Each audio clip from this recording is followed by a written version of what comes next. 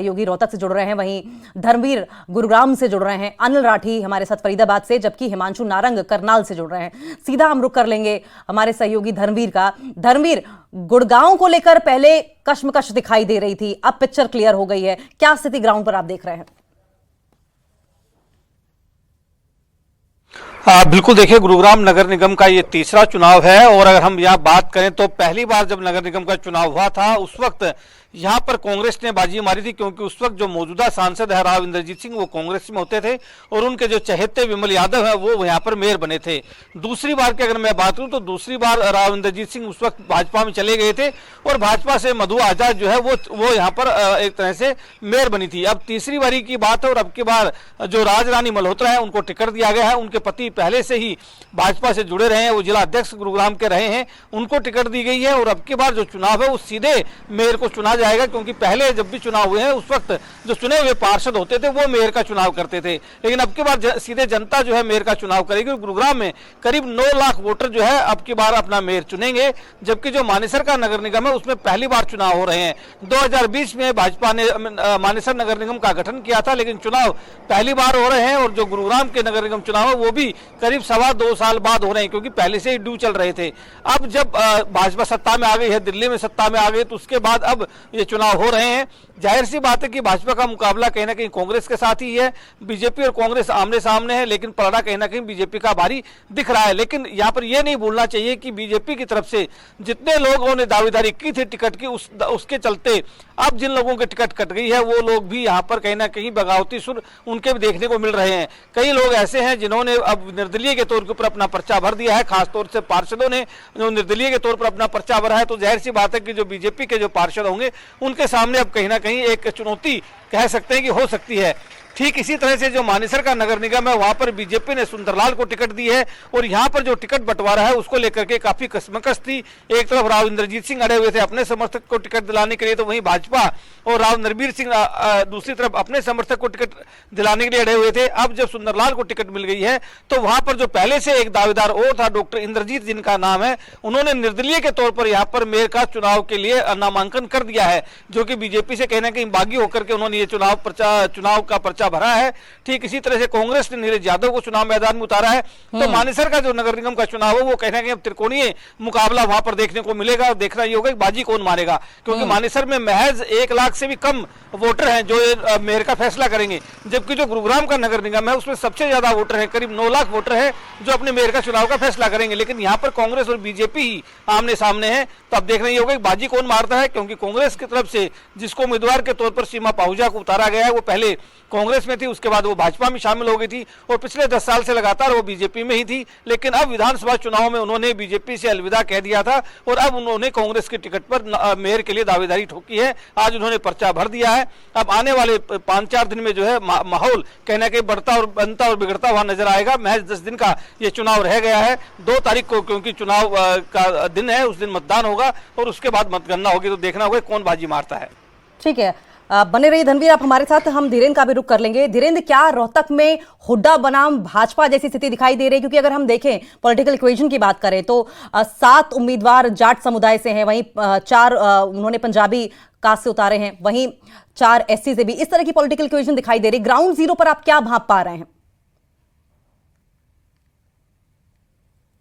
जनता party और कांग्रेस दोनों के लिए प्रतिष्ठा का प्रश्न है। प्रतिष्ठा का इसलिए क्योंकि यहाँ से member of parliament Congress party के हैं दीपेंद्र सिंह हुड्डा। हालांकि केंद्र में सरकार भारतीय जनता पार्टी की है, प्रदेश में भी बीजेपी की सरकार है, लेकिन रोहतक की तमाम विधानसभा पर कांग्रेस पार्टी का कब्जा है। इसलिए भारतीय जनता पार्टी अपनी पूरी ताकत लगाए हुए है किसी न किसी तरीके से जो मेयर की सीट है उसको निकाल ले। हालांकि पिछला जो चुनाव है भारतीय जनता पार्टी ने ही जीता था और उन्हीं के मेयर बने थे, लेकिन इस बार फिर से काफी संजीदगी से भारतीय जनता पार्टी इस चुनाव में उतरी है। स्वयं मुख्यमंत्री नायब सैनी यहाँ पर पहुंचे थे आज नॉमिनेशन दाखिल कराने के लिए और उन्होंने आह्वान भी किया कि ये सीट हमारे लिए काफी महत्वपूर्ण है और तमाम कार्यकर्ता अपनी पूरी फोर्स के साथ मैदान में उतरे। तो कहीं ना कहीं भारतीय जनता पार्टी एक जो भूपेंद्र सिंह हुड्डा का गढ़ है उसको तोड़ने की कोशिश कर रही है, क्योंकि अभी तक जो 4 जिले के अंदर विधानसभा सीटें हैं सभी पर कांग्रेस पार्टी के एमएलए हैं, और जो ये रोहतक नगर निगम का दायरा है ये 3 विधानसभा क्षेत्र के अंदर आता है। रोहतक शहर का तो तमाम एरिया इसमें शामिल है, साथ साथ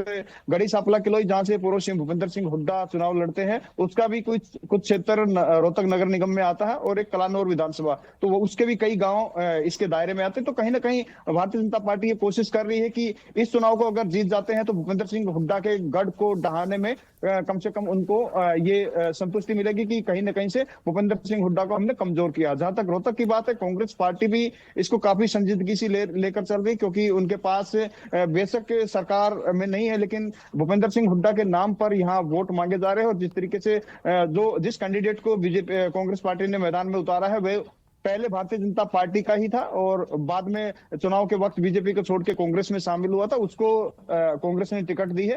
यानी कि जो आमतौर पर आपको भारतीय जनता पार्टी में नजर आता था कि दूसरी पार्टियों के जो कद्दावर नेता है उनको लाकर टिकट दी जाती थी, इस बार कांग्रेस ने यहाँ किया कि भारतीय जनता पार्टी से नेता आया था उसको फिर टिकट देकर मैदान में उतारा।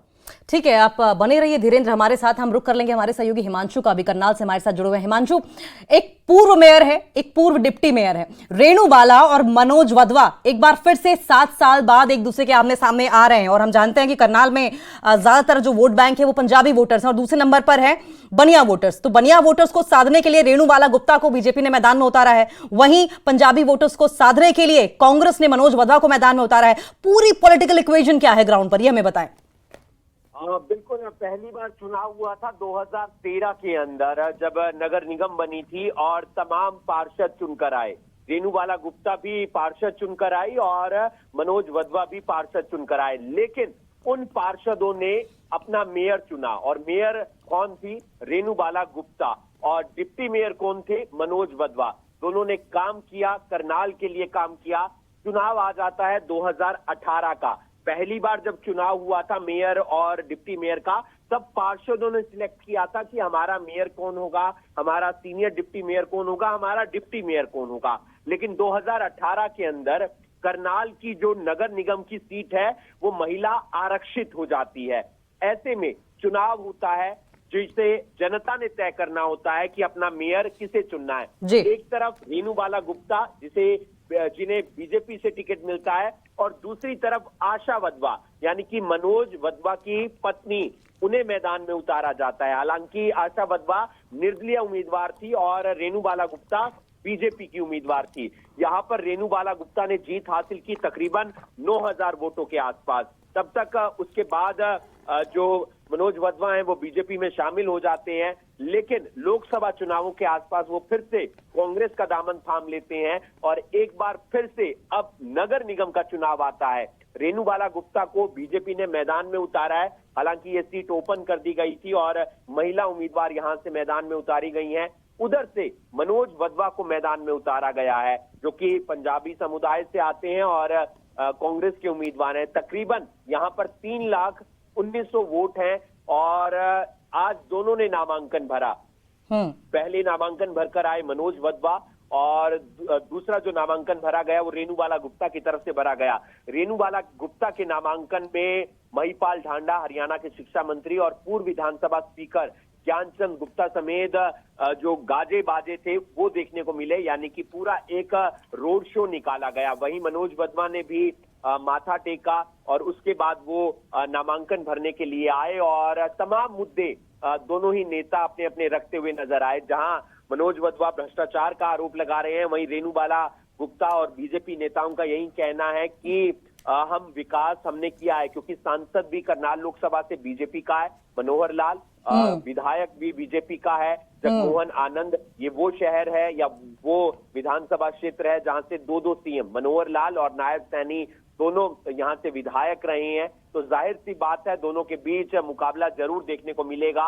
हालांकि एक पलड़ा जरूर भारी इसलिए हो जाता है बीजेपी के पक्ष में क्योंकि सांसद भी उनका है और विधायक भी उनका है, लेकिन कांग्रेस पूरी तरह से टक्कर देती हुई नजर आएगी और तकरीबन 20 जो वार्ड हैं वो वहां पर बनाए गए हैं। करनाल नगर निगम की बात करूं जिसके अंदर कुछ जगहों पर जो उम्मीदवार हैं कांग्रेस ने वो भी नहीं उतारे हैं, कुछ जगह समर्थन दिया है, यानी कि 20 के 20 पार्षद पद के उम्मीदवार बीजेपी ने जरूर उतारे हैं, लेकिन कांग्रेस ने 15-16 के आसपास उतारे हैं और 3-4 जगह जो निर्दलीय उम्मीदवार हैं उन्हें अपना समर्थन दिया है। तो हर वार्ड की देखना होगा कि दावेदारी कैसी रहती है। और लेकिन जो इंटरेस्टिंग चुनाव रहने वाला है वो मेयर पद का रहने वाला है, क्योंकि सीधे तौर पर चुनाव होगा और वही दो परिवार आमने सामने होंगे जो 2018 में थे।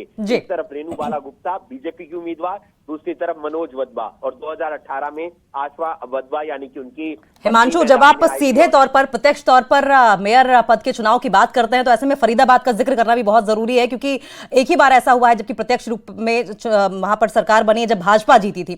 ऐसे में अनिल राठी हमारे सहयोगी फरीदाबाद से जुड़ गए हैं। अभी तक 5 बार इलेक्शंस हुए हैं अनिल वहां पे, जिसमें 3 बार कांग्रेस जीती है, 1 बार आम आदमी पार्टी और 1 बार कांग्रेस जीती है। आपकी बार का पॉलिटिकल इक्वेशन क्या कह रहा है?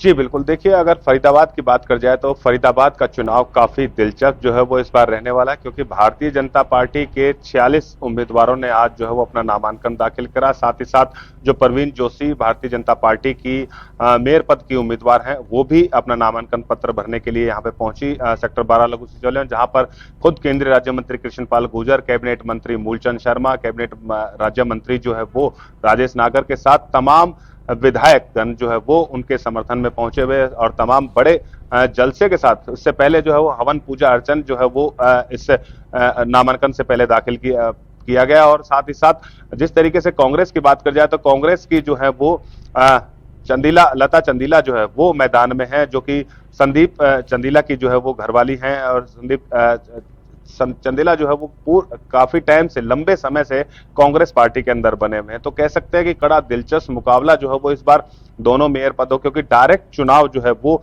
मेयर पद का होना है। इससे पहले जिस तरीके से बताया जाता है कि जो मेयर का चुनाव होता था, क्योंकि इससे पहले सुमन बाला जो है वो भारतीय जनता पार्टी की मेयर थी, जो कि बाकायदा जो पार्षद होते हैं उनको चुन करके जो है वो चुनते थे और मेयर का जो है वो चुनाव करते थे। इस बार जो है वो डायरेक्ट जनता के हाथ में जो है वो इस बार इस चुनाव को दिया गया है। सीधे तौर पर 2 मशीनें जो है वो ईवीएम की मशीनें बाकायदा हर पोलिंग बूथ पे जो है वो लगाई जाएंगी। एक में आप पार्षद का चुनाव कर सकते हैं, वहीं दूसरे मशीन के अंदर जो है वो आप अपने मेयर को चुन सकते हैं। तो कह सकते हैं कि कड़ा मुकाबला जो है वो इस बार फरीदाबाद के अंदर देखने को मिलेगा। और भारतीय जनता पार्टी ने जिस तरीके से इस बार लगभग 50% से ऊपर जो अपने उम्मीदवार हैं वो गुर्जर समुदाय से उतारे, क्योंकि फरीदाबाद जो है वो गुर्जर बेल्ट जो है बहुमूल्य कह सकते हैं कि बड़ी बेल्ट यहाँ पे गुर्जर समुदाय की है यहाँ पे, जिसके चलते कहीं ना कहीं भारतीय जनता पार्टी ने इस बार उनके ऊपर दाव खेला। लेकिन साथ ही साथ भारतीय जनता पार्टी के 50% जो उम्मीदवार हैं, यानी कि भारतीय जनता पार्टी के जो 46 पार्षद उम्मीदवार हैं उनमें से 50% जो है वो इस बार नए चेहरे कह सकते हैं कि मैदान में है, और जो पुराने चेहरे उन लोगों ने भी अपना नामांकन पत्र दाखिल करा। तो कह सकते हैं कड़ा मुकाबला और कड़ी चुनौती भी जो है वो भारतीय जनता पार्टी के पास होगी। हालांकि इस पूरे मामले को लेकर के जब हमने कैबिनेट मंत्री जो विपुल गोयल हैं उनसे इस पूरे मामले को लेकर के बात करी, केंद्रीय राज्य मंत्री कृष्णपाल गुर्जर से बात करी, तो उन्होंने साफ तौर से कहा कि हम अपने जो रूठे हुए हैं उनको जल्द से जल्द मना लेंगे। किसी भी तरीके की कोई मतभेद जो है वो भारतीय जनता पार्टी के अंदर नहीं है। तमाम कार्यकर्ता जो है वो एकजुट होकर के इस चुनाव को लड़ेंगे। लेकिन देखने वाली बात ये होगी कि आखिरकार कांग्रेस और बीजेपी इन दोनों का जो कड़ा मुकाबला है वो फरीदाबाद के अंदर देखने को मिला। क्योंकि और पार्टियों की बात कर जाए तो हालांकि कोई ऐसा ठोस प्रत्याशी जो है वो उनकी तरफ से यहाँ पे नहीं मैदान में उतारा गया, लेकिन भारतीय जनता पार्टी और कांग्रेस का जो है वो इस बार कड़ा मुकाबला देखने को, यानी कि एक बात तो बहुत क्लियर दिखाई दे रही है, जो पिक्चर्स ग्राउंड जीरो पर निकलकर सामने आ रही हैं, कि पावर बैलेंस, कास्ट कैलकुलेशन और साथ साथ पॉलिटिकल इक्वेशन, इन तमाम बातों को ध्यान में रखा जा रहा है। उसके बाद कैंडिडेट्स मैदान में उतारे गए हैं। और एक चीज और जो हमारे तमाम सहयोगियों ने हमें बताया कि अब की बार का ये जो लोकल बॉडी इलेक्शंस है वो बहुत ही दिलचस्प है, क्योंकि कवायद सरगर्मियां जिस तरीके की दिखाई दे रही हैं वो बिल्कुल वैसे दिखाई दे रही हैं जैसे किसी लोकसभा और विधानसभा इलेक्शंस के टाइम में देखने को मिलती है। जाहिर है बीजेपी के सामने जहां ट्रिपल इंजन की सरकार बनाने का लक्ष्य है, वहीं कांग्रेस के सामने अपनी लाज बचाने का एम्बिशन होगा। आप चारों का बहुत बहुत शुक्रिया। और इसी के साथ हम रुकेंगे यहां पर एक बहुत छोटे से ब्रेक के लिए। आप कहीं मत जाइएगा, जल्द हाजिर होंगे।